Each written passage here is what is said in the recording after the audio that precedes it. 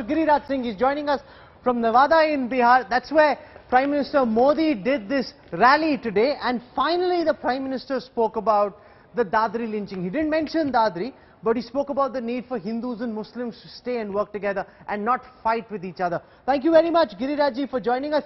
इतना वक्त क्यों लग गया पीएम का? इतने 11 दिन हो गए दादरी के बाद, आज जाके पीएम ने बोला कि हिंदू मुसलमानों को साथ में रहना चाहिए, लड़ना नहीं चाहिए। इस बयान का तो लोग बहुत दिनों से इंतजार कर रहे हैं। कहा, लोगों से आह्वान किया कि क्या हिंदू को मुसलमान से लड़ना है, क्या मुसलमान को हिंदू से लड़ना है, या गरीबी से लड़ना है। सबों ने रिस्पांस दिया, गरीबी से लड़ना है। प्रधानमंत्री ने गरीबी से लड़ने के लिए आह्वान किया, दादरी की चर्चा नहीं की, लेकिन ये जरूर कहा कि लोग तरह तरह की बात करके लड़ाने की बात करते हैं, जबकि लोगों को गरीबी सबसे बड़ी हमारे सामने मुद्दा है, और इसके लिए लोगों ने बड़ा रिस्पांस दिया प्रधानमंत्री का। गिरिराज जी, ये बताएं, जो इंडिया टुडे सिसेरो का ओपिनियन पोल आया है, ये दिखा रहा है कि अब कांटे की टक्कर है, नेक एंड नेक फाइट है बीजेपी, जेडीयू, आरजेडी के बीच में। पहले तो आप लोग काफी गैप से आगे थे, अब बहुत नजदीक हो गई, मतलब थोड़ी जमीन खिसक रही नजर आ रही है बीजेपी से। नहीं, मैं टेंशन में नहीं हूं।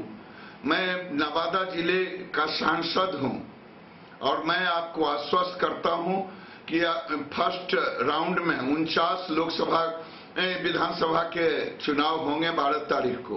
फिर दोनों भाई मिलेंगे, आप मुझे फोन पर पूछेंगे, 35+ में एनडीए का रिजल्ट होगा, तब आप देखेंगे कि कांटे की लड़ाई है या 2/3 की लड़ाई। पिछले एक महीने में ये जो आरएसएस के सरसंघ चालक मोहन भागवत जी का बयान आया, जिसमें उन्होंने बोला कि रिजर्वेशन पॉलिसी को रिवर्क करने की जरूरत है, एक बार फिर से उस पर नजर डालने की जरूरत है, लगता है वो काफी भारी पड़ी, क्योंकि अचानक से अगड़े पिछड़ों की लड़ाई हो गई। लालू यादव ने उससे काफी भुनाया। पहली दफा भागवत जी का ये बयान काफी महंगा पड़ रहा है बीजेपी को, लग रहा है।